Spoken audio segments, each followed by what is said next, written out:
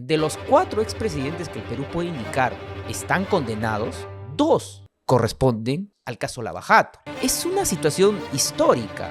¿Esto tú lo puedes comparar en otros países? Mira, difícilmente. En el Perú, cualquier persona puede ser investigada, desde un expresidente hasta un ciudadano, hasta un fiscal. El caso Costeles es el caso con características similares al caso del expresidente Ollanthumala. Si quienes han seguido el juicio contra el expresidente Ollanthumala se darán cuenta que quienes fueron a declarar fueron falsos aportantes. Quienes fueron a declarar fueron cómo se gestionaron estas falsas rendiciones de cuenta. Bueno, el caso Costeles también, porque nos vemos en un escenario en donde el Tribunal Constitucional aparentemente ya tendría una decisión, y lo digo porque la única manera de que en el caso Costeles no se haga justicia es con la utilización de la justicia constitucional. Y dentro de las reflexiones que él le dice es que no hay que ser en la vida imbéciles. ¿Sabes lo que es un imbécil? Aquella persona que acepta las injusticias, deja pasar los abusos y se siente conforme con un mundo en donde hay desigualdades. Un enorme saludo a toda la comunidad jurídica y al público en general que nos está acompañando el día de hoy. Como siempre, nosotros gustosos de tenerlos acá con nosotros y en nuestro compromiso de traerle a los mejores jueces, abogados, fiscales de nuestro ordenamiento, de nuestro sistema de justicia, para conocerlos un poquito más a fondo. Como siempre, poder conocer un poco sobre su trayectoria y, por supuesto, también acerca de su ámbito laboral, dónde se mueven y qué conocimientos manejan. El día de hoy, adelantando tal vez, tenemos la visita de un fiscal. Y tengo que decirlo, estamos en racha con el Ministerio Público, ya que sabrán de los episodios anteriores que también han estado viniendo varios fiscales muy importantes, y este no es la excepción. Actualmente tiene un cargo importante a nivel nacional en una fiscalía importante, donde ve casos emblemáticos, casos grandes, casos importantes, casos que siempre nos dan mucho que hablar.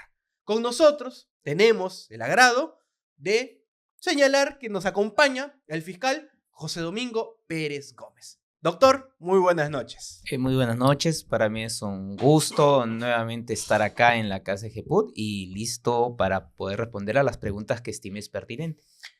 De adelanto, muchas gracias, doctor Pérez, por su predisposición para venir nuevamente a hablar con nosotros, ya que usted, en términos coloquiales, es un caserito de la casa. Hemos contado con su presencia varias veces. Primera vez, por supuesto, en Ejeput Podcast, pero en otros de los programas que tenemos internamente dentro de Ejeput, hemos muchas veces contado con su grata compañía para aprender cosas nuevas y entender qué está ocurriendo en nuestro país. Doctor Pérez, quiero empezar con la pregunta con la que empiezo con todos los invitados. Ciertamente hay personas que nos pueden estar viendo y que no lo conocen. Es normal, no conocemos a todo el mundo, sobre todo si recién estamos entrando tal vez en este bonito mundo del derecho. Así que, para quien no conoce al doctor José Domingo Pérez Gómez, ¿cómo se presentaría usted? Por supuesto, más allá del adelanto que yo dije que usted es fiscal. ¿Cómo se presentaría usted ante una persona desconocida que recién quiere conocerlo usted? A ver, para ser bastante honesto, antes del inicio de esta entrevista me comentaste que esta podía ser la primera pregunta y un poco me puse a reflexionar cómo presentarme, sobre todo a quienes quieren conocer, más allá del funcionario público, de ese rol, ese cargo que desempeño. Y recuerdo mucho que en muchas conferencias o charlas, sobre todo que doy a jóvenes, a estudiantes, siempre traigo a colación algunas frases que saco de un libro que me ha llenado, he aprendido mucho y que siempre lo comparto con el público. Es de Fernando Sabater, Ética para Amador. Y si tú me preguntas cómo quiere presentarse, yo te diría como un ser humano, porque un ser humano es aquella persona que tiene la capacidad de empatizar con el otro, de ponerse en el lugar de la otra persona y saber qué es lo que esa persona siente. Y creo que es algo que lamentablemente en nuestra sociedad lo estamos perdiendo.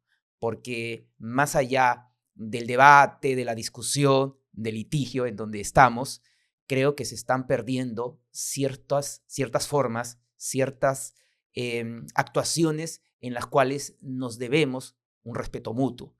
Y creo de que la mejor presentación que puedo tener, si esa es a la pregunta a la que quieres que me dirija, que me tengan en cuenta como un ser humano que trata de ponerse en el lugar de los demás. Me agrada bastante la cita, la expresión en cómo usted se presenta, porque, y bueno, se lo digo abiertamente porque a veces es una crítica que se hace, a veces acertada, a veces no, pero que se hace, que a veces se dice de que un fiscal no es muy empático. A veces se dice eso. Yo que por supuesto, como le dije antes de empezar la entrevista, también me desempeño en el ámbito jurídico como abogado penalista, no veo que un fiscal no sea empático. Yo todo lo contrario, pienso que esa empatía se ve reflejada principalmente con el Estado, con la sociedad, con el agraviado. Más allá de que tal vez lo voy a decir así, hubo un abuso, un error en algún imputado, en alguna investigación que a veces se da, pero aún dentro de esos errores se ve la empatía y la lucha personal en favor de la sociedad. Así que bastante particular la forma en que usted se está presentando y bueno, lo tenemos bastante claro. Y sin dejar de lado este aspecto, usted actualmente es fiscal. ¿Nos puede decir en qué fiscalía está trabajando actualmente? Bueno, desde el año 2017 estoy abocado a los casos que tienen que ver con lavado de activos. Soy un fiscal titular de carrera anticorrupción desde el 2011. Disculpe el desorden en las fechas. No se preocupe. Pero como me preguntabas el último cargo, refiero el 2017 porque que comienzo a ver casos que tienen que ver con el caso Lava Jato. Y en ese año 2017, además de casos de lavado de activos que estaba conociendo, tuve la oportunidad de iniciar la investigación en el caso Cócteles. Y en el 2018 ya me integro con el fiscal Rafael Vela, el fiscal Germán Juárez y otros al equipo especial Lava Jato, en donde ya comenzamos a ver exclusivamente estos casos que tienen que ver con la corrupción transnacional de la empresa Odebrecht. Es decir, si alguien quiere saber qué materias o especialidades vemos en el equipo especial Lava Jato, pues corrupción transnacional, lavado de activos, crimen organizado y todos los delitos que sean conexos a estas manifestaciones criminales. Que muchas veces se le dice como casos de mega corrupción, pero todavía no vamos a entrar ahí. Como ya es temática y es propio de este podcast, primero queremos conocer cuál es la persona, cuál es el camino que ha tenido el aún no abogado, sino José Domingo. Por eso siempre empiezo por acá. Quiero retrotraer el tiempo, probablemente a cuarto, quinto de secundaria, donde tiene la importante decisión crucial en la vida de muchos adolescentes, o tal vez más adelante, usted nos lo aclarará, de elegir una carrera universitaria o incluso tal vez elegir trabajar. Así que ahí viene nuestra primera duda. ¿Cómo usted termina eligiendo en esa época escolar? ¿Cómo termina eligiendo la carrera de Derecho? Wow, me pones en un escenario ya hace muchos años. Ya no pinto canas, pero ya tengo canas. Yo creo que en aquellos años no había esta capacidad de que tienen los jóvenes de tener una mayor posibilidad de elegir. Yo te estoy hablando inicios de los años 90, finales de los años 80, obviamente, en donde no había el internet. El acceso a la información se restringía simplemente a lo que eran los medios tradicionales de comunicación, y te estoy hablando de tal vez una o dos emisoras televisivas en provincia. Yo vivía en Arequipa en aquellos años, y la información que te podían dar tus padres, ¿no? Entonces creo de que derecho fue algo que tal vez, me quiero ubicar en aquellos años, me logro identificar, ¿no? Porque creo que el derecho era esa herramienta que uno tiene para procurar tener una sociedad más justa. Seguramente me vas a preguntar de la época universitaria, y yo recuerdo en la universidad, ya siendo estudiante de Derecho en los últimos años, tenía un grupo de amigos que hicimos una asociación, se llamó Asociación Libre Pensamiento Jurídico, que se dedicaba a escribir artículos sobre la forma como veíamos nuestra carrera universitaria en la facultad de Derecho. Y escribí un artículo que se titulaba El viejo profesor, en donde concluía señalando de que el derecho es un arte con el cual podemos hacer una mejor justicia. Y creo que cuando estaba en el colegio, tratando de ubicar mi vocación, creo que el derecho se acercaba a eso que tal vez buscaba, es decir, esta carrera que me permite tener una sociedad más justa en la que podía vivir. De su respuesta, noto bastante la repetición de la palabra justicia, por lo que me parece entender, usted ahí fue bastante influenciado por este concepto, por esta idea que usted en ese momento tenía y que por supuesto ha ido construyendo en el tiempo, ya que es una pregunta que a veces nunca se termina de responder. Y ciertamente me entra la curiosidad si usted tal vez tuvo la influencia de alguno de sus padres, la influencia de algún maestro, la influencia de algún orador, de algún político o alguien o algo que usted pueda ver y que tal vez no lo inclina hacia el derecho, sino hacia esa importancia de la justicia. Obviamente creo que el padre, ¿no? Mi padre fue una figura muy importante en mi crecimiento, pero también ubícate en aquellos años en que nuestro país vivía una situación de dificultad, eh, los inicios de los años 90, eh, el golpe de Estado, muchos derechos que se iban afectando. Entonces, uno era un joven que tenía que decidir qué estudiar y claro, al ver mucha injusticia de lo que pasaba en nuestro país, en distintos escenarios, no me quiero centralizar en uno solo. Entonces, creo de que el derecho era eso que yo buscaba. Claro, si tú me dices si el derecho logró muchas satisfacciones en mi vida, te diría que sí, pero también muchas frustraciones. Entonces, todo joven que quiere aprender de quienes ya estamos cercanos a lo que puede ser el último tramo de una vida profesional, tiene que saber de que la vida de un profesional en el derecho nos va a dar esas alegrías, pero también nos va a dar esas penas y hay que saber compensarlas. Justo de lo que me está comentando, noto su particularidad, atracción, inclinación hacia la justicia y ahora usted está agregando, no sé si consciente o inconscientemente, realidad nacional dentro de su fascinación y su inclinación por su elección. Y es ahí donde quiero entrar justo en algo que también mencionó. Usted mencionó que junto a unos amigos hicieron no sé si dijo ONG, pero un grupo denominado Asociación de Libre Pensamiento Jurídico durante la universidad. ¿Qué es lo que lo inclinó a usted o a sus amigos a poder crear este grupo? ¿Qué es tal vez lo que ustedes dentro de la universidad querían, buscaban, intentaban cambiar o enseñar para tener esta iniciativa que muchas veces los universitarios no tienen, me incluyo, no tenemos, ya que muchas veces, repito, pasamos por las salas universitarias para prepararnos para ser profesional, pero no se suelen hacer este tipo de actividades extras. No es tan usual, aunque muy bonito de ver. Por eso mi bastante curiosidad. ¿Qué es lo que lo inclinó a usted a formar parte de este grupo, a fundarlo y a participar?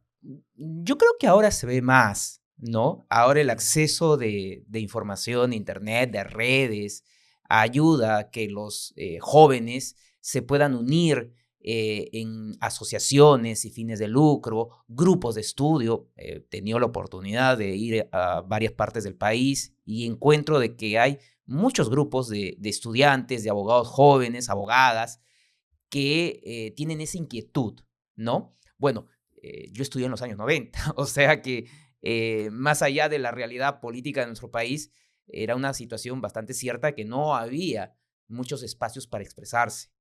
Entonces, formamos una asociación civil sin fines de lucro dedicada al estudio del derecho, dedicada a plasmar nuestras ideas de cómo queríamos ver nuestra carrera y la sociedad y a través de estas ideas escribir artículos y publicarlos. Y jóvenes, recuerdo, universitarios, tocando la puerta de los medios de prensa escritos en Arequipa para que nos puedan aceptar nuestros artículos de opinión. Recuerdo que hubo un medio que ya desapareció en aquella ciudad, Arequipa al Día, que nos publicaba nuestros artículos y logramos luego condensarlos en una revista. Es decir, tuvimos esa capacidad para producir y lograr una revista y la presentamos, recuerdo, en el Colegio de Abogados de Arequipa. Fue un acto que aún lo recuerdo porque son esos momentos que te llenan de alegría,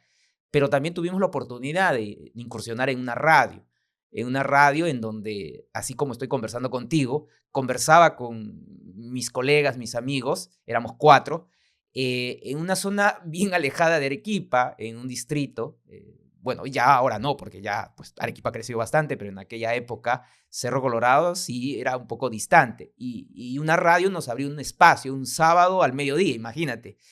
Sábado al mediodía, en lugar de tal vez haciendo alguna actividad lúdica, deportiva, estábamos ahí, los 4 estudiantes universitarios, hablando de derecho, hablando de la realidad de nuestro país, pero sintiéndonos útiles para la sociedad. Y creo de que eso marca, ¿no? El saber de que si bien hay muchas restricciones que vivimos en esa época, en los 90, tratamos de encontrar esos espacios. Y yo creo que ahora los jóvenes, pues, tienen esta oportunidad. Las redes sociales, el YouTube, bueno, no sé, tantas plataformas que tienen para expresarse y creo que lo están logrando. Es cierto, y ahí sí es imposible llevarle la contra, de que en la actualidad, viendo no solo tal vez Lima, porque Lima suele empezar en algunos cambios, sino también viendo los departamentos en general, de que existen muchas de estas iniciativas actualmente. Muchos círculos de estudios, muchas revistas universitarias, muchas actividades promovidas por estudiantes universitarios. Ciertamente yo también he participado de círculos de estudio, ya como bachiller, no siendo estudiante, pero he visto muchas de estas actividades. Pero recalco bastante el énfasis en que usted lo hizo en una época en la que no era usual, en los 90, donde habían obstáculos, no facilidades como las hay ahora. Y un dato no menor es que lo hizo en Arequipa, o sea, sin desmerecer, por supuesto, la educación que hay en todos lados, pero lamentablemente las primeras oportunidades suelen ocurrir en Lima, más aún en una época donde había tanto centrismo en la capital. Así que de alguna manera usted también ha sido pionero en estas actividades en la región donde le tocó con mucho orgullo estudiar. Y bueno, entrando también en su tema de estudios, también ya le había advertido acerca de esta pregunta. Me gusta siempre avisar para no agarrar de sorpresa, al menos en algunas preguntas a los invitados. Es que, como cualquier estudiante que pasa por aulas universitarias, pasa por todo tipo de experiencias, buenas y malas, no solo en el ámbito académico, sino en el ámbito moral, profesional, amical, etc. Uno, cuando se forma como profesional en una universidad, es mucho más allá de ir y aprender algo. Así que quiero preguntarle si dentro de toda la vida universitaria que usted ha tenido, por supuesto, independientemente de este grupo de Asociación de Libre Pensamiento Jurídico, que ya nos lo mencionó, pero aparte de este grupo, si usted en algún momento de su vida profesional, perdón, su vida universitaria, tal vez en primeros ciclos, tal vez a mitad de carrera o tal vez al final, usted recuerde con cierto cariño o tal vez con cierta cólera alguna anécdota que pueda tener, no sé si con sus amigos, con su profesor, algún obstáculo laboral que haya podido tener, no sé si nos pudiera compartir alguna de sus vivencias universitarias. Claro, hay muchas, pero un poco complementando lo que acabas de decir, no éramos el único grupo allá en la ciudad de Arequipa, pero tal vez tratábamos de tener como objetivo una visión distinta de cómo ver el derecho. Claro, porque habían los grupos que hacían política universitaria y nosotros no logramos, digamos, tener como finalidad hacer esa actividad interna en la universidad. Nosotros lo que buscábamos era qué queremos de nuestra carrera, qué buscamos. Y a partir de ahí, tener una voz disidente respecto a lo que la universidad en aquellos años quería formar. Y dentro de las anécdotas, obviamente te ganas muchas enemistades de profesores o docentes que no están de acuerdo, como la forma que piensas. Es decir, la Asociación Libre de Pensamiento Jurídico era pues una situación de rebeldía de jóvenes que hacían crítica a la forma como se estaba enseñando el derecho en la facultad.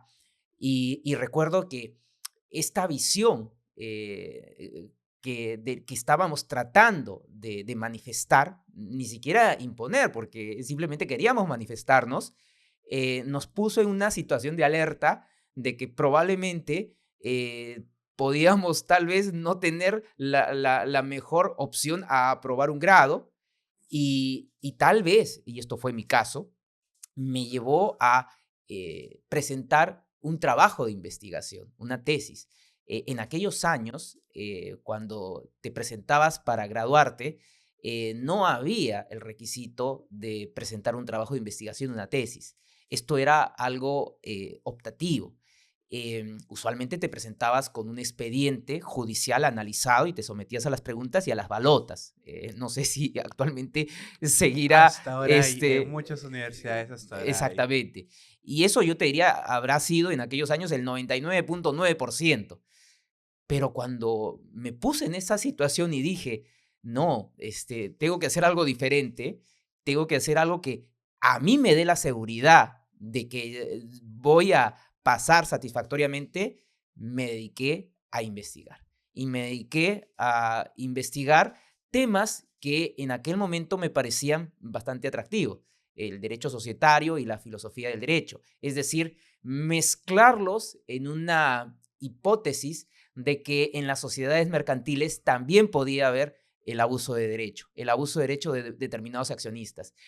Y así me presenté a mi examen de grado y recuerdo de que lo pasé satisfactoriamente porque, y esto es un consejo tal vez a los jóvenes que están en esa situación, quien hace una tesis, quien presenta una tesis conoce más que quienes están en ese momento evaluándolo a través de preguntas.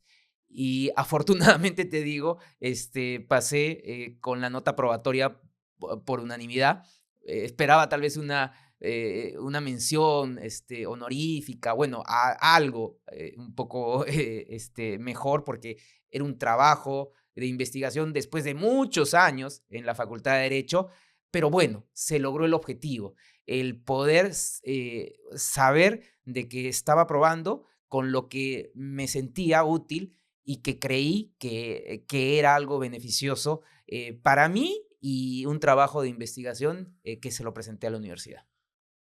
Me entra una curiosidad que también suele ser una de las preguntas que varias veces hago. Nos acaba de decir que su tesis fue sobre derecho societario y filosofía del derecho. Sin embargo, ahorita, viéndolo laboralmente, por supuesto, usted se dedica al derecho penal. Y cuando hemos hecho ahí nuestro trabajo de investigación para ver un poquito sobre su hoja de vida, hemos visto de que no solo tiene estudios en derecho penal o procesal penal, sino que tiene estudios también en otras ramas del derecho. Así que es cierto que el derecho es transversal. Es cierto que todas las ramas de alguna manera se cruzan en algún momento en específico y que nos es útil, independientemente de la rama que tú profeses, nos es útil empaparnos de otras ramas. Pero ciertamente, y creo que lo puedo afirmar, salvo usted me corrija, su corazón es de penalista. Por algo también está trabajando en el Ministerio Público y ahí ha hecho una línea de carrera. Así que me está contando que en su maestría, que en su examen de grado, su tesis, fue sobre derecho societario. Pero actualmente vemos al doctor José Domingo Pérez Gómez como penalista. ¿En qué momento ocurrió tal vez este encanto, este enamoramiento por el derecho penal? ¿Hubo algún momento en el que usted diga, no, el derecho penal es mi pasión? Tal vez fue una decisión libre y voluntaria o fue tal vez los caminos laborales que uno a veces lo cambian de especialidad. ¿Dónde es ese punto, si es que hay un punto de inflexión en el que diga, no me gusta dedicarme y quiero el derecho penal? El derecho societario influenciado por la filosofía del derecho, que ese era mi planteamiento. Es decir, en una sociedad mercantil no solamente tiene que mandar la fuerza de las acciones, sino que también tiene que ver un componente social, solidario. Por algo es que se unen las personas en un proyecto económico, y tiene que haber respeto, incluso hasta ese socio minoritario. Pero tienes mucha razón, son 20 años que estoy en la fiscalía y compartirás conmigo esta idea. Cuando uno egresa de la facultad, es todista, ve todo. Exacto. Hasta que los caminos de la vida, como dice una canción, te lleva por lo que probablemente terminas envejeciendo. Y en efecto, a mí me ocurrió que bastante joven, entre los 25 y 26, accedo a ser fiscal adjunto titular a través de un concurso en lo que fue el Consejo Nacional de la Magistratura. Y en aquellos años había la opción de una suerte de repechaje, creo que se llamaba el artículo 42, es decir, si no tenías, digamos, el puntaje para la primera opción, te daban una segunda opción. Bueno, esa segunda opción para mí fue irme a la ciudad de Iquitos. Y te imaginas un arequipeño bastante joven iniciando esta carrera de la función pública en Iquitos. Fue para mí un aprendizaje y un enamoramiento de lo que viene a ser esta labor que realizo, porque en ciudades como Iquitos y otras, en donde la precariedad es usual, pues la vocación te comienza a envolver. Es decir, la falta de recursos hace que tengas que tener esa creatividad, energía, ganas para poder cumplir esa labor, porque no todo te da la institución, no todo te da la administración pública, y tienes a usuarios del servicio de justicia agraviados, víctimas, gente que necesita la atención tuya. Y es ahí en donde pues comienzas a formarte como un creador de soluciones. Y creo que para mí importante fue haber iniciado bastante joven mi carrera, sobre todo en una zona bastante difícil por las condiciones en las que tuve que desempeñar aquellos años en la ciudad de Iquitos. Ahora sí, Iquitos y la fiscalía allá tengo entendido que tiene un edificio, que tiene todas las herramientas para que los fiscales puedan cumplir su labor, pero yo te estoy hablando del año 2005. La precariedad pues era usual en varios lugares de nuestro país. Justo el temita que ha mencionado, Iquitos, es una de las cosas que me llamó la atención cuando estaba revisando su hoja de vida, que estaba viendo que, y corríjame si me equivoco, si vi mal, que su vida fiscal, al menos como lo he podido encontrar dentro de las fuentes abiertas de internet, empezó por allá, por Iquitos. Y ciertamente me llamaba la atención, porque, como usted bien ha dicho, arequipeño, estudió allá y curiosamente terminó en otro lado, cuando, entre comillas, es más usual empezar en donde estás, en tu distrito, en tu departamento, y tal vez luego ir a Lima, que en muchos casos se suele dar así a quienes aspiran a una línea de carrera. Así que ahí es donde quiero nuevamente retroceder otra vez un poquito, ya no tanto como antes, y preguntarle, ¿qué ocurrió cuando usted termina la carrera de Derecho? ¿Por qué? Porque cuando todos terminamos la carrera de Derecho, obviamente enamorados de nuestra carrera, como usted bien dijo, salimos como todistas, y luego, por supuesto, el camino o la decisión nos lleva hacia alguna rama, pero lo inevitable es insertarnos al mundo laboral. Tenemos que dar nuestros primeros pasos, a veces complicados, a veces sencillos, pero ciertamente tenemos esa obligación como profesional para independizarnos, para demostrar que hemos cumplido con lo que queríamos y que nos va a servir para ejercerlo y vivir de ello. Tenemos que entrar al mundo laboral.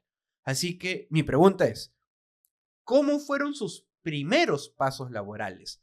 Entiéndase, salidito de la universidad, o tal vez ya estaba trabajando antes de terminar la universidad, pero usted, ¿cuál fue su experiencia, sus primeros pasos, sus primeros obstáculos, tal vez no sé si en el sector privado o en el sector público? Bueno, en aquellos años había el programa CECIGRA y era obligatorio, es decir, tenías que hacer estas prácticas en una institución pública en el último año de la carrera. Entonces, haber realizado CECIGRA, lo hice en registros públicos allá en la ciudad de Arequipa, me ayudó mucho para este tema de tesis que te comentaba, ¿no? El análisis de las relaciones dentro de una sociedad mercantil. ¿Y dónde fue su cesigra? Disculpen la curiosidad. Registros públicos. En registros públicos, claro. ya. Ahí pude analizar, sobre todo cuando estuve como cesigrista en el registro de personas jurídicas, el registro mercantil, cómo se daba lo que planteé en el trabajo de investigación, el abuso de poder de parte de quienes tenían la mayoría en la sociedad mercantil. Pero cuando sales de la universidad, se presenta una situación, y creo que eso ocurre con la mayoría de los jóvenes, que tienen que tocar puertas, tienen que lucharla, tienen que persistir, tienen que continuar estudiando, porque el mundo laboral es bastante competitivo. Tenemos que lucharla. Tenemos que lucharla, ¿verdad? Y entre que hacía mis primeros pininos como abogado litigante, me puse a estudiar idiomas. Es decir, que algo que es usual ahora, es decir, ahora en la universidad todos, yo creo que debería ser una regla general, tener el inglés, un dominio avanzado, procuré estudiar inglés y francés. Y te lo digo porque tal vez estas competencias que uno va adquiriendo bastante joven, las puede utilizar cuando ya está en el ejercicio de la función. Y a mí el conocimiento del inglés, no te digo que lo hablo, pero probablemente un texto lo puedo entender, me ayuda mucho ahora. Claro, me hubiera gustado haber continuado pues toda la formación de inglés avanzado, bueno, y jurídico o legal, y también el francés. Recuerdo, si me permites, una anécdota. No, adelante, cuando yo llego a la ciudad de Lima en el año 2011, tengo la oportunidad de litigar en aquel año, imagínate cuántos años han pasado, con este abogado, Abanto Verástegui, Humberto Abanto Verástegui. No es que yo litigo con él recién ahora, sino que en el año 2011, cuando yo vengo a Lima, a la implementación del Código Procesal Penal al sistema anticorrupción, pues me toca litigar con él.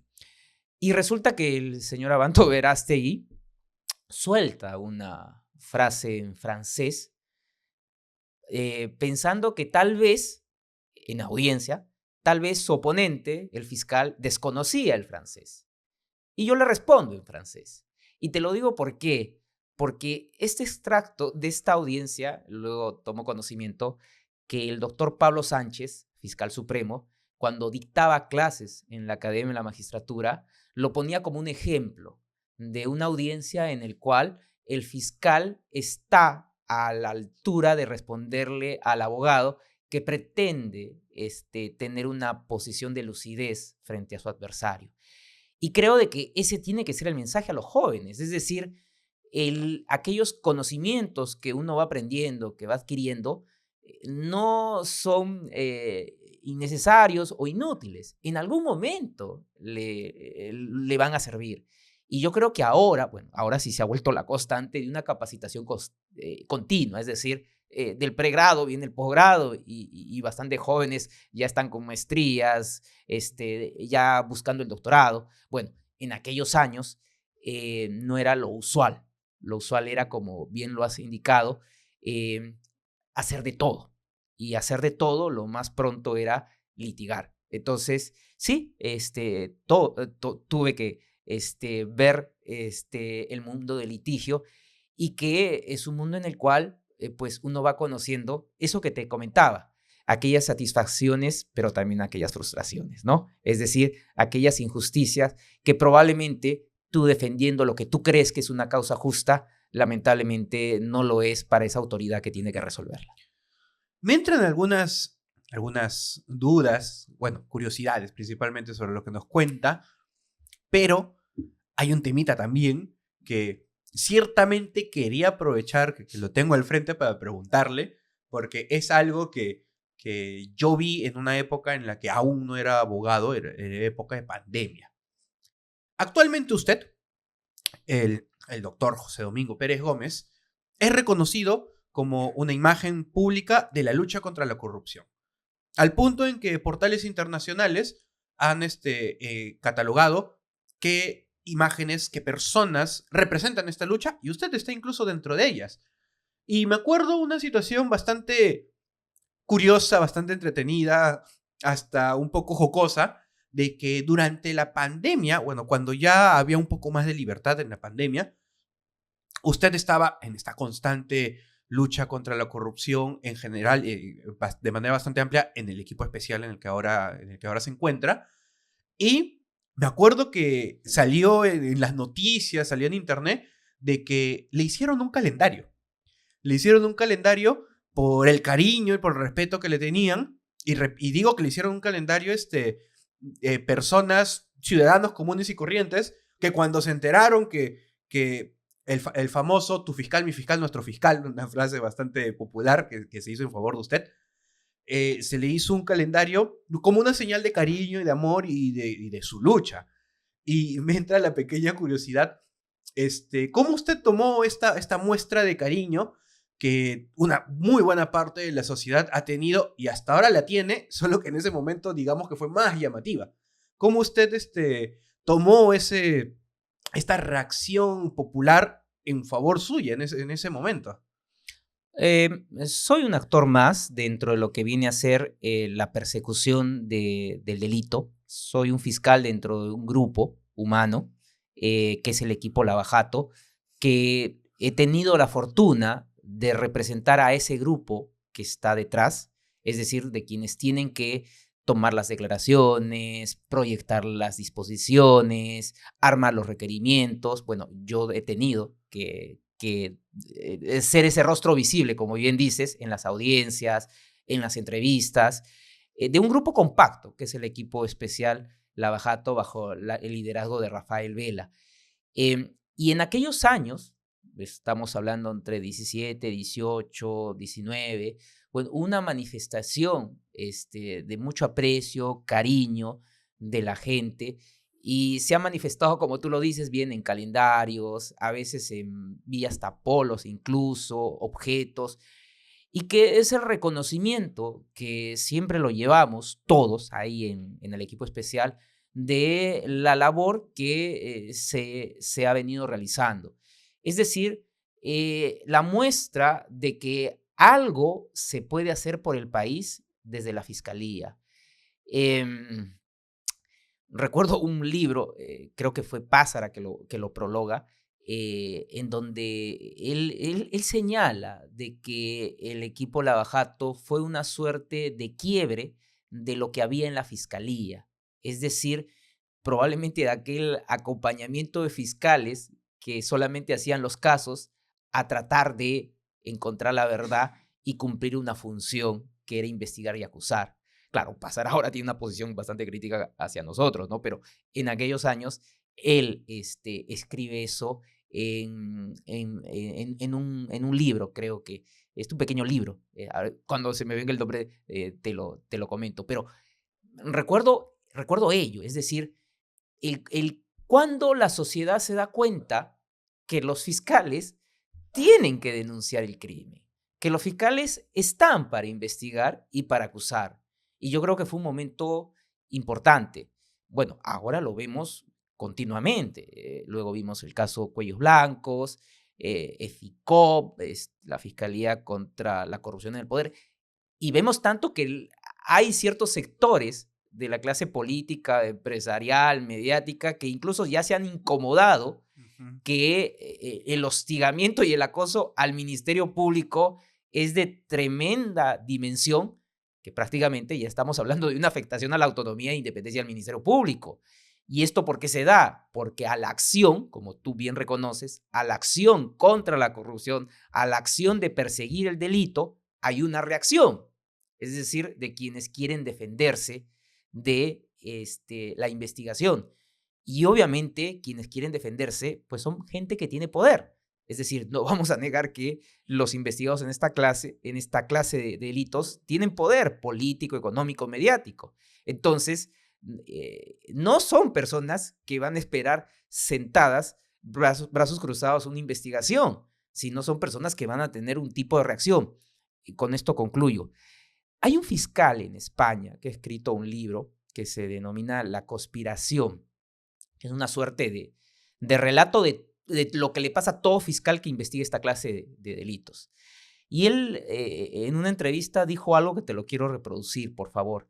Él dijo que cuando todo fiscal que investigue el crimen organizado tiene que tener conocimiento de esta primera regla, que las organizaciones criminales que el fiscal investiga tienen como objetivo destruir al fiscal. Y creo que quien se mete a ser fiscal y va a investigar esta clase de delitos, esta clase de crímenes, tiene que saber que ese trabajo no va a ser fácil, que lo que se va a buscar es destruirlo, deslegitimarlo, desacreditarlo.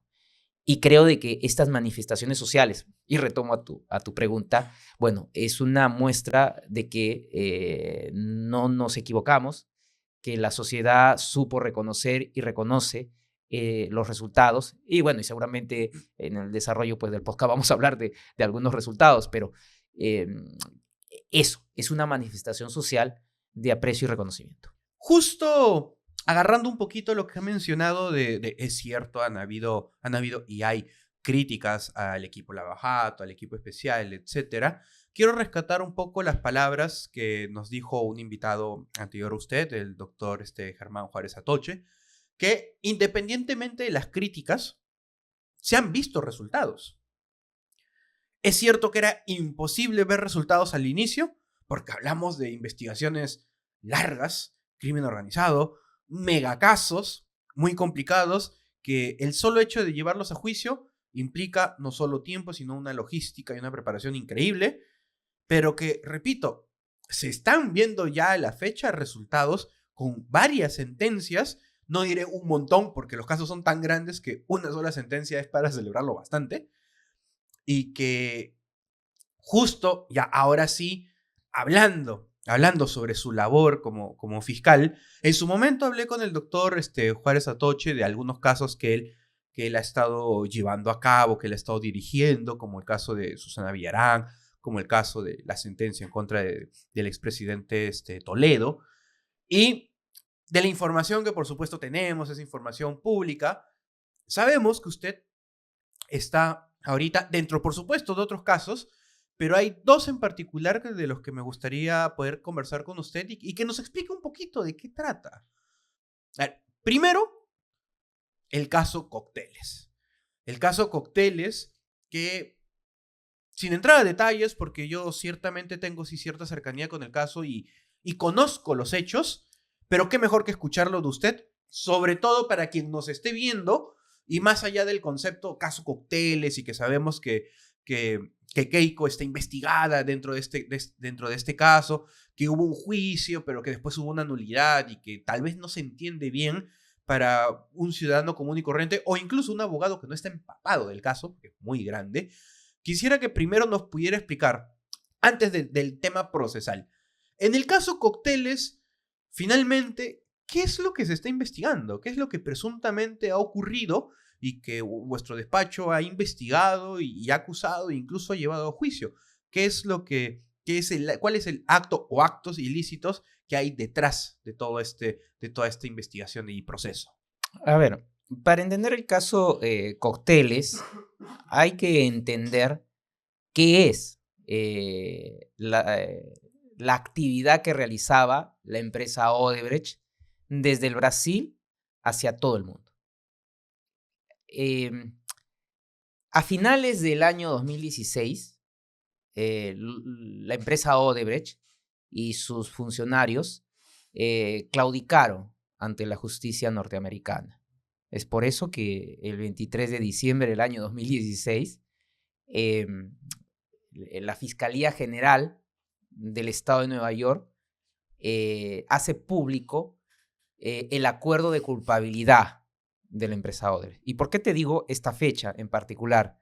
Porque 2 días después era Navidad. Entonces, yo cuando tengo la oportunidad de dictar algunas charlas, siempre les digo a quienes me están escuchando, imagínense ustedes 2 días antes qué estaban haciendo cuando se da a conocer que en nuestros países Odebrecht no solamente había dado millonarios sobornos, sino que también había financiado campañas políticas. Porque el acuerdo de culpabilidad con las autoridades norteamericanas o debes reconocer eso. Es decir, que tenía un mecanismo bastante complejo para no solamente sobornar funcionarios de los países, sino también para darles dinero a sus campañas como consecuencia de esas ganancias que obtenía de estos contratos corruptos y que luego en una suerte de mecanismo o de inversión de esas utilidades ilícitas las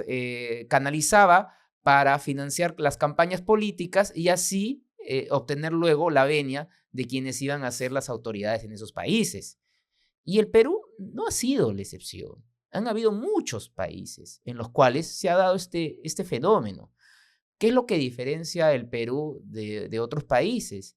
Es que en el Perú se ha podido tener ese avance que en la actualidad podemos estar hablando ya de condenas, como bien me lo comentas, de al día de hoy 2 expresidentes. Para que me puedan entender quienes nos están escuchando, la historia republicana de nuestro país registra 4 expresidentes de la República condenados. Augusto B. Leguía, condenado por corrupción. Alberto Fujimori, condenado también por corrupción, por si acaso.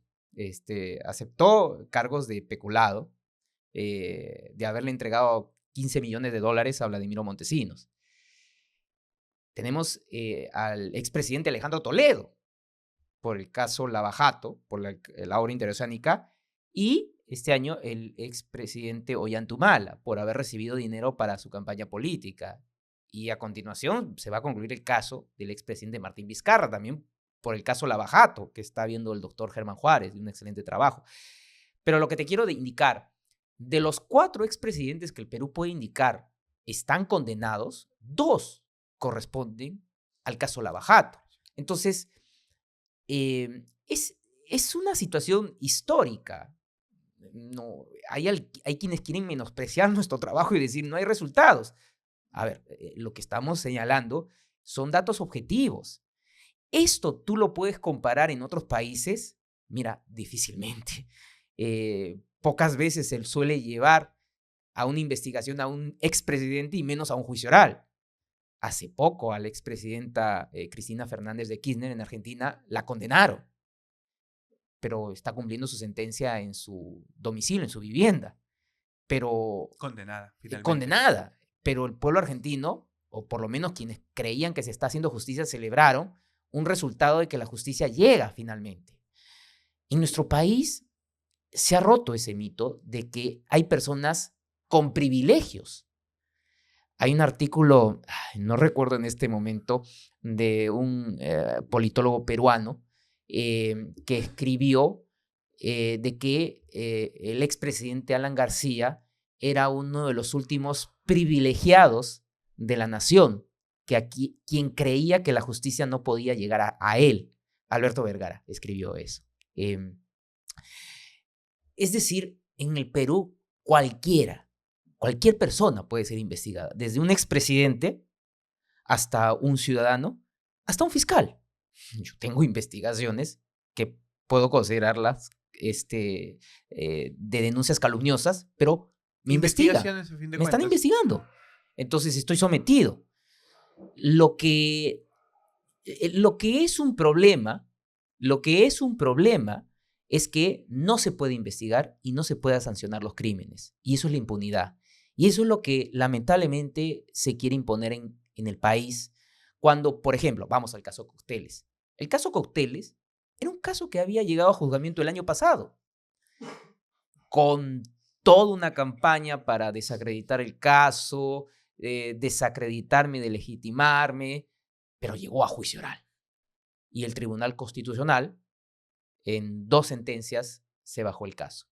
Y ahora, ¿cuál es el estado del proceso? Que inéditamente llaman a un fiscal a una audiencia ante el Tribunal Constitucional en un habeas corpus, que era una causa ya cerrada a mayo de este año, y la reabren para incorporarme, y el pedido de la defensa es que se anule todo el caso y se archive. Y el Tribunal Constitucional puede ordenar el archivo según establezca si había una afectación al principio de legalidad. ¿Qué es lo que te quiero decir? que no solamente el delito, el crimen, afecta a la sociedad, sino también la impunidad, porque la impunidad también tiene que ser reprochada. Es decir, esta poca capacidad o nula para sancionar delitos. Bueno, el Perú, afortunadamente, hace algún tiempo puede investigar y puede llevar a juicio oral, pero probablemente después del caso Cócteles se marque un antes y un después, porque el caso Cócteles lamentablemente nos va a conducir a que este dinero que la empresa Odebrecht penetró en las campañas políticas de varias agrupaciones políticas, seguramente el Tribunal Constitucional dará un manto de que no constituye un delito y por lo tanto saneará, yo escribí un artículo hace poco, saneará el financiamiento que han recibido estos partidos de dinero de procedencia delictiva, pero generará lamentablemente un precedente muy riesgoso cuando otras actividades delictivas inserten dinero en las campañas políticas. ¿Por qué? Porque lo que el Tribunal Constitucional definiría es que esto no es lavado de activos, a pesar de la casación de la Corte Suprema que estableció que sí puede configurar delito de lavado de activos, y por el contrario lo va a degradar a un delito de menor gravedad, como es el financiamiento ilegal a partidos políticos.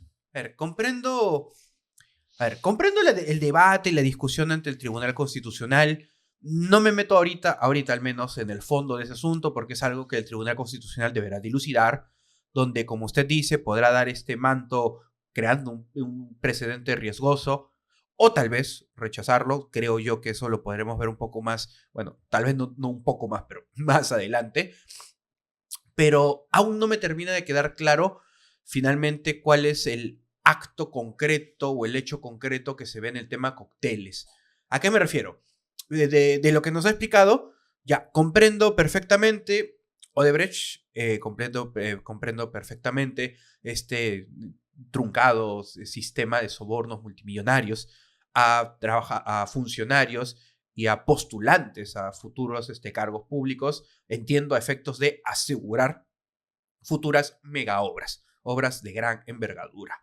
Pero en el caso Cócteles, entiendo Fuerza Popular y Fuerza 2011 en su momento, ¿qué es concretamente lo que habría realizado? Bueno, no solo Keiko, sino el hecho en general.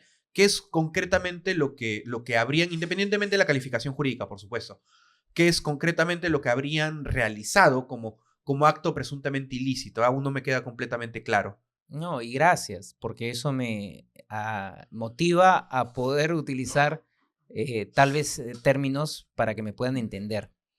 Y esto lo he tratado de explicar en 2 artículos. El primer artículo es 2 casos, un cordón umbilical, que trata el caso de Ollanta y de Keiko Fujimori. Es decir, ambas campañas en el año 2011 fueron financiadas con dinero de procedencia de la Caja 2, dinero que es de procedencia de las ganancias ilícitas que tiene la empresa Odebrecht. Si es que al candidato Ollanta Humala le entrega $3 millones para su campaña el año 2011 y actualmente está condenado, entonces la lógica básica Por analogía, que uno se preguntaría. Mismo hecho, mismo derecho. Obviamente no estoy tratando de imponer la analogía ni que esto no se puede interpretar de manera jurídica, pero nuevamente Pero da esa sensación, porque el hecho es similar. La predictibilidad que debería llevarnos, ¿verdad? Claro, la predictibilidad de la justicia. Estamos ante un escenario tal vez no idéntico, pero similar en muchos detalles. Entiendo que su razonamiento es que la decisión judicial debería seguir esa misma línea o una línea parecida. Debió, ¿no? Porque finalmente era el mismo colegiado, condenó al expresidente Ollanta Humala, estaba juzgando a la señora Fujimori y extendieron los efectos de la sentencia del Tribunal Constitucional. Odebrecht tenía un departamento de sobornos. Es que probablemente no se conocen estos alcances de cómo es la corrupción transnacional. La corrupción transnacional no es como la corrupción local, en donde se comisiona seguramente a alguien de la empresa o al contador o al abogado que haga y pague el soborno. No. Y cuando hablamos de un departamento de soborno es algo que no se tiene en la contabilidad. Es por eso que se le conoce como la caja 2. Es decir, la caja 1 es la caja contable, la caja auditable, la caja que sigue todo el procedimiento. La caja 2 es esa caja oculta. La invisible. La invisible, la que utiliza el Drowsys como un software que solamente tienen acceso a aquellas personas que van a manejar el pago del soborno. Pero que esa caja no solamente se alimenta para pagar el soborno, sino que como consecuencia de haber ganado una obra sobrevalorada, pues hay un porcentaje Un monto muy superior al que debió costar realmente. Entonces, eso sirve para alimentar esa caja. Entonces, ese dinero que se tiene en la caja 2 es el dinero que finalmente se entrega a las campañas políticas. Y es ahí en donde comienza, pues, el delito. Es decir, cuando las personas comienzan a recibir este dinero, lo comienzan a captar y tienen como objetivo alejarlo de su origen. Es decir, hacerlo más distante de la procedencia del dinero y para que pueda luego limpiarse. ¿Qué implica limpiarse? Que ingrese al sistema financiero.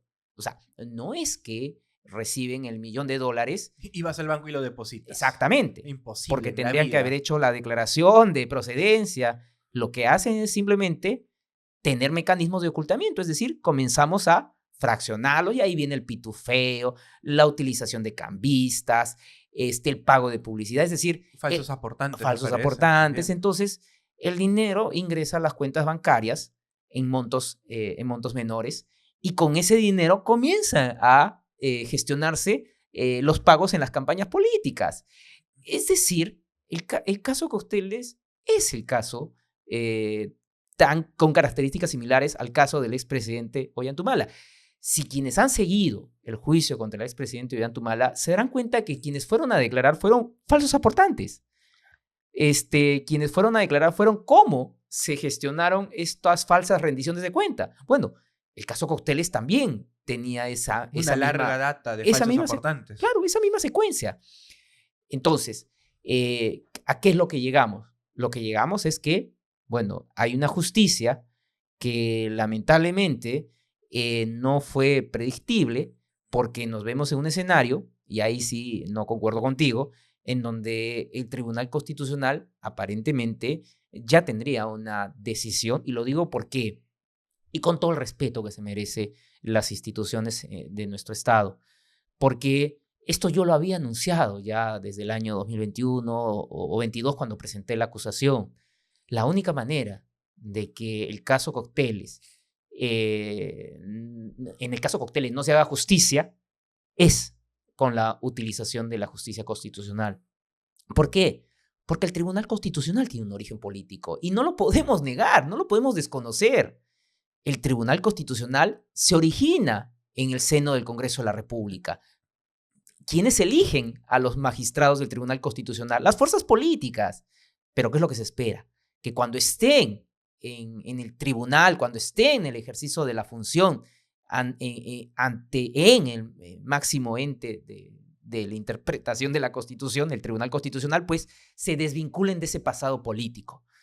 Pero si tú me permites, con el derecho de crítica a las resoluciones judiciales que le asiste a todo ciudadano y ciudadana, vamos viendo de que algunas decisiones o muchas decisiones lamentablemente terminan validando muchas decisiones o leyes, normas que ha dado el Congreso de la República y que son reprochables jurídicamente.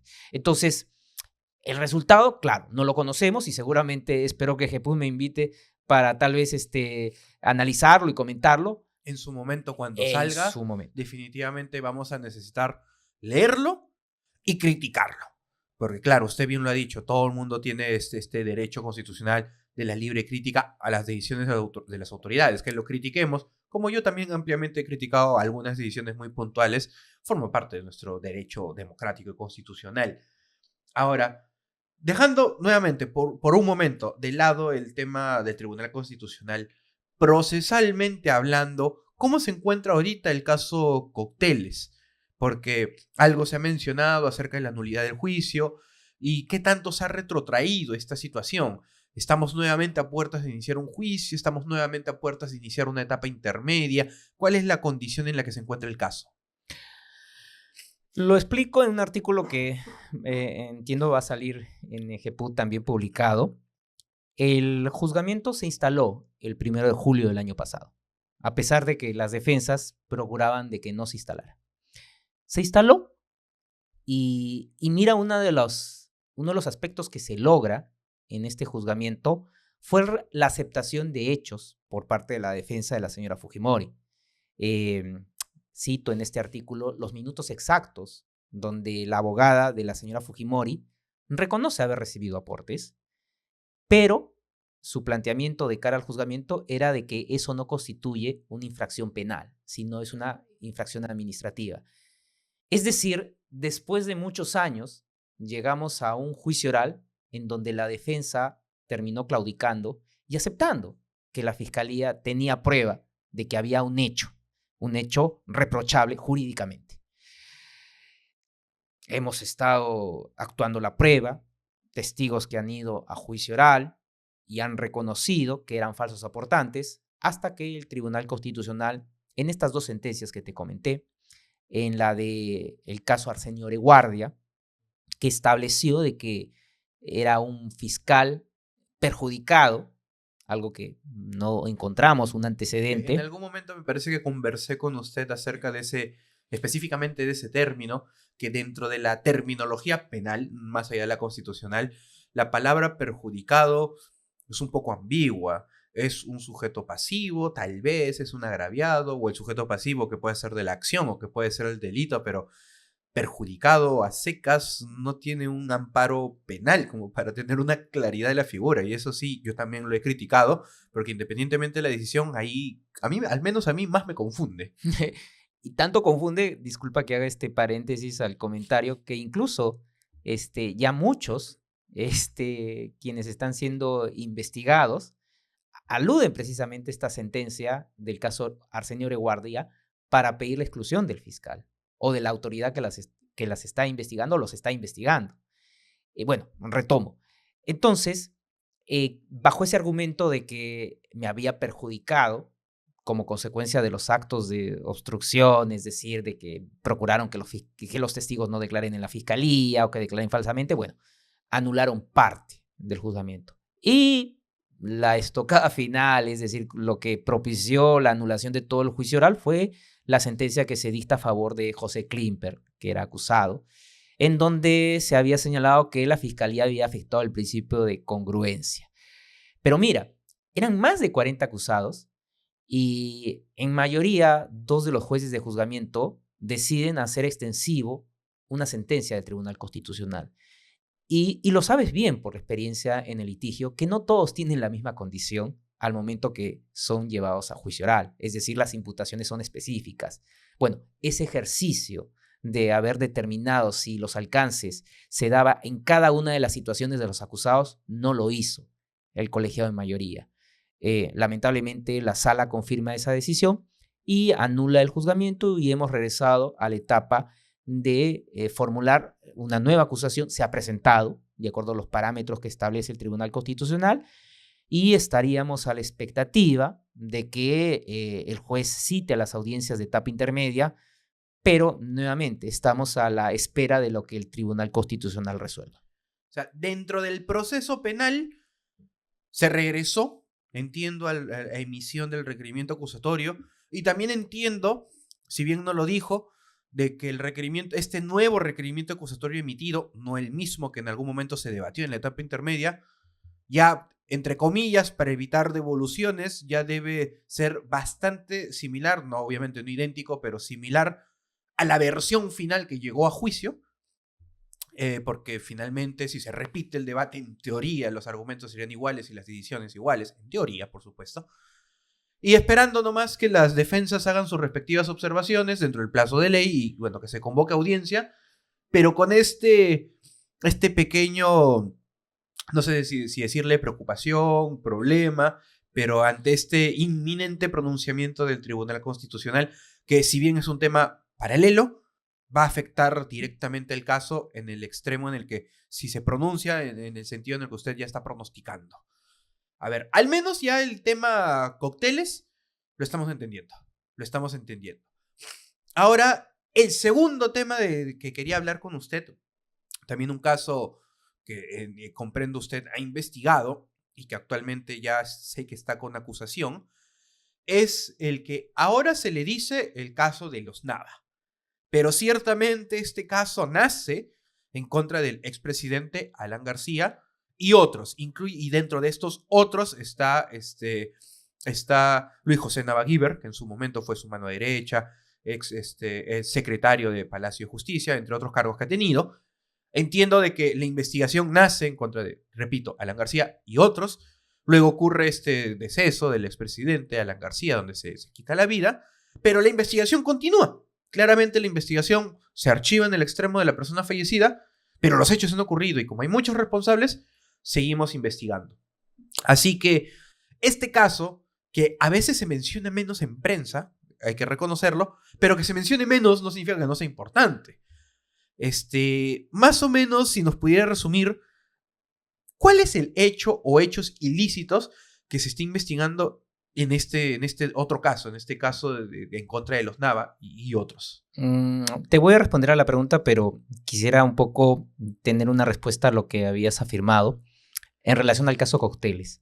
Porque cuando hablas de la devolución o las devoluciones, ahí hay algo que lamentablemente la Fiscalía no ha logrado contrarrestar en esto que se conoce como la generación o la construcción de la opinión pública. Es decir, en estos casos hay pues una construcción de una narrativa, que es lo que se busca posicionar en la opinión pública. Y la defensa de la acusada y en general de los acusados en el caso Cócteles han utilizado lo que es un aspecto procesal para tratar de descalificar la actuación de la Fiscalía. Es decir, las devoluciones de la acusación. Las devoluciones de la acusación es una herramienta que corresponde a la etapa del control formal, en donde el juez ampara el pedido de la defensa para que el fiscal corrija, subsana, precise, ¿no?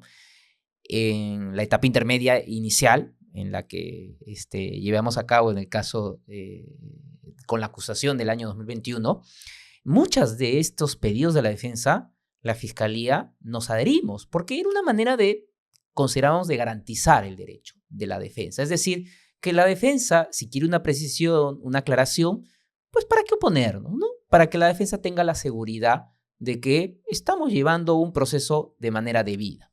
Pero claro, la construcción de la opinión pública tergiversada, a veces no la preveíamos. Es decir, utilizar lo que era el control formal para decir, devolvieron la acusación porque está mal hecha, entonces lo que ha generado es que, mira, incluso esta narrativa se haya plasmado en un voto en la sentencia del Tribunal Constitucional del caso José Klimper, en el voto de la presidenta Pacheco Cerga, que ella no recoge un dato cierto, sino recoge un dato, como ella lo dice en su voto, de la opinión pública, de los medios de información. Dice 19 devoluciones de la acusación, una situación que no es cierta. No fueron 19, claro. Exacto. Entonces, nuevamente a eso voy, es decir, la capacidad de informar que debe tener la Fiscalía y en general la administración pública para que no se instale un discurso que no sea correcto. Y ahora sí vamos con el caso de Nava. Ahí sí, solo un ratito lo corto porque me parece justo también complementarlo. A ver, yo lo comento porque, bueno, para los que no saben, yo también estuve en esa etapa intermedia, como lo conversé con usted un poco antes de empezar. Me tocó, dentro del estudio jurídico en el que en ese momento trabajaba, me tocó defender los intereses de una de las investigadas y, en efecto, estuve en esa etapa intermedia. En efecto, sostuve observaciones formales, sustanciales, probatorias, etcétera, como es propio de la labor de un abogado. Y sí, primero, sí es cierto que hubieron devoluciones. Sí es cierto, yo estuve ahí, yo lo escuché, por eso también doy fe de ello, de que el Ministerio Público se adherió a muchas de las observaciones. Otras, a las que no se adhirió, se debatieron. Algunas, el juez dio la razón, otras no. Y la devolución y la acusación, en efecto, se devolvió en más de una ocasión. no 19, definitivamente no fue excesivo, como se dice, pero también para los que nos escuchan y tal vez no lo entiendan, una devolución de una acusación no significa que no haya delito, no significa que no haya pruebas, significa que en forma aún hay detalles que el juez considera son importantes porque finalmente el juez los aprueba y que tienen que ser precisados, puntualizados, detallados, etc. No significa, obviamente en analogía de otros casos, si se devuelve una acusación por un delito de homicidio, no significa que no haya muerto, no significa de que no haya un asesino o asesinos, simplemente significa de que me faltó un detalle de con qué arma mató, o qué día mató, o quién vio la muerte, entre otros posibles detalles, solo para que la analogía se entienda. Así que, bueno, le doy la razón en el que cómo se dieron las cosas es como lo usted está diciendo, yo lo puedo confirmar, pero también es cierto que la opinión pública chancó bastante el tema de la devolución, exagerando la cantidad de devoluciones y no teniendo una claridad de qué significa esta devolución. Así que sí, la verdad estoy completamente de acuerdo con usted, doctor José Domingo Pérez, porque finalmente si no hubiera delitos o si estas hubieran sido tan cruciales como la prensa cree, no se hubiera llegado a juicio y el juicio no hubiera avanzado. Es más, el Tribunal Constitucional fue por otros motivos que declaran nulidad, no textualmente por las devoluciones, sino por un tema de presunto afectado, presuntas parcialidades, etcétera, etcétera. Pero bueno, ese es el tema de cócteles que ya más o menos lo estamos entendiendo. Me disculpo por interrumpirlo, pero me parecía justo darle la razón porque en este aspecto considero que la tiene. Y bueno, ya para también ir avanzando, ahora sí regresemos por favor al caso de los Nava. ¿Cuál es el hecho? ¿Cuál es concretamente lo que se investiga? Diría más allá de los Nava, porque cuando Odebrecht claudica ante la justicia peruana, señala de que había entregado sobornos a la obra emblemática del segundo gobierno del señor Alan García, que es el Metro de Lima. Y en las primeras confesiones, el expresidente el ex superintendente de la empresa Odebrecht señala que había entregado dinero en millones, cantidades bastante altas, a funcionarios que tenían que ver con el Metro de Lima. Y como consecuencia de las investigaciones y de haber sostenido un acuerdo de colaboración eficaz, las indicaciones que proporcionaba el señor Jorge Barata, pues terminaron llegando hacia el señor García y a su secretario, que era el señor José Luis Nava Guiber, que actualmente está acusado.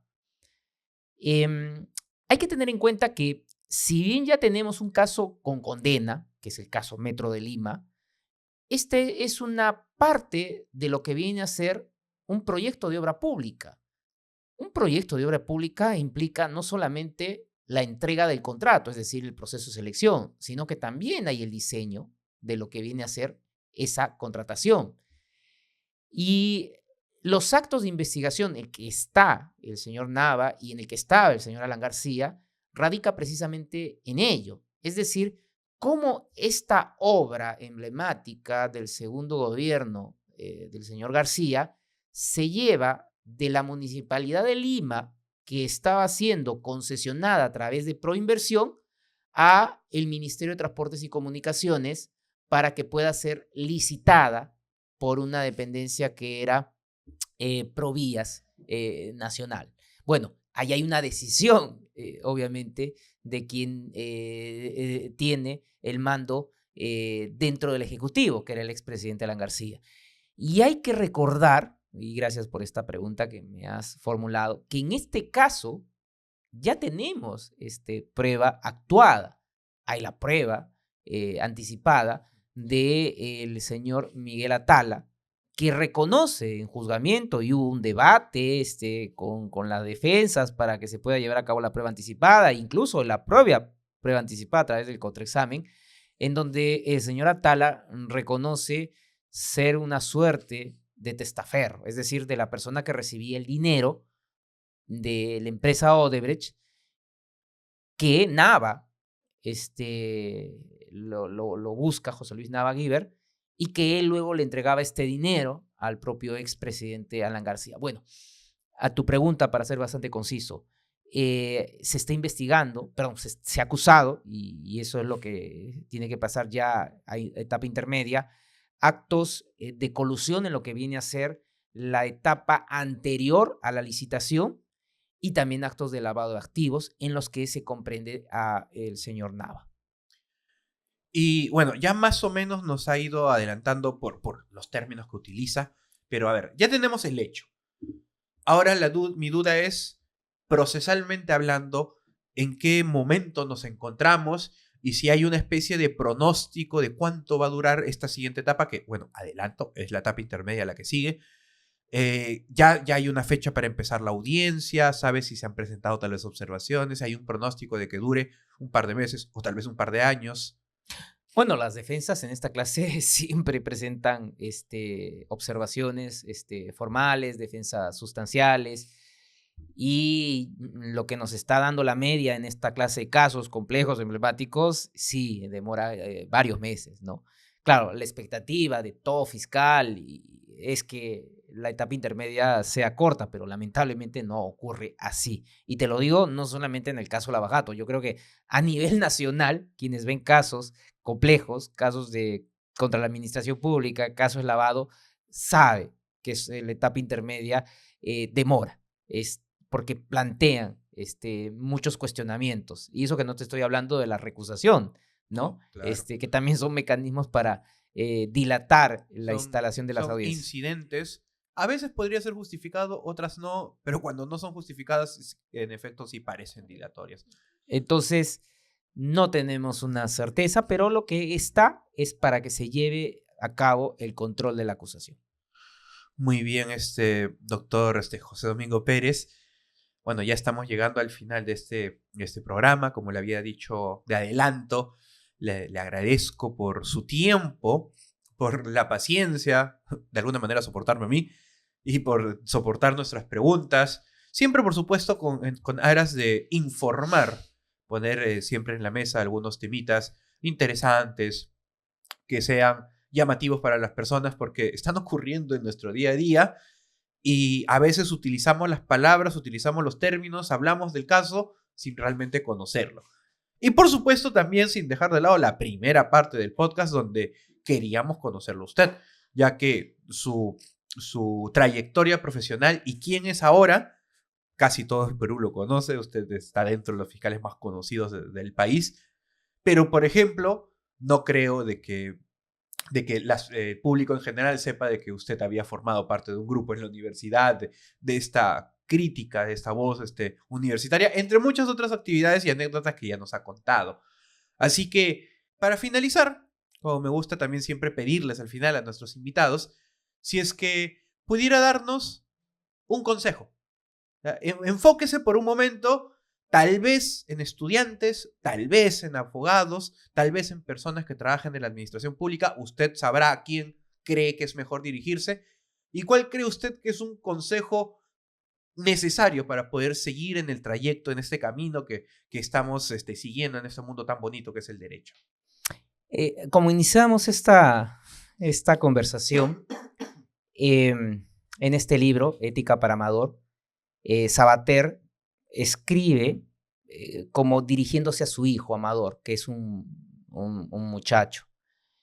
Y dentro de las reflexiones que él le dice es que no hay que ser en la vida imbéciles. Y él le dice, ¿sabes lo que es un imbécil? Aquella persona que acepta las injusticias, deja pasar los abusos y se siente conforme con un mundo en donde hay desigualdades. Y yo creo que todo joven, todo estudiante está en esa oportunidad de saber de que tiene una herramienta que es muy valiosa, el ímpetu y las ganas, que quienes ya estamos en esta cierta edad, pues lamentablemente a veces la vamos perdiendo, pero ellos son quienes tienen que hacer el cambio, de lo que en nuestra sociedad, lamentablemente, algo no está funcionando bien, y creo que no podemos ser indolentes ni indiferentes a lo que pasa. Le agradezco, doctor Pérez, por su consejo, bastante directo, pero en lo personal me agrada. Me agrada sobre todo porque no es común que tal vez utilizar ese término, no seas imbécil, de una forma tan directa, pero con la aclaración de por medio es importante actuar y no dejar pasar las injusticias simplemente porque nos creamos ajenos a esa situación. Le agradezco, doctor José Domingo, por su presencia acá.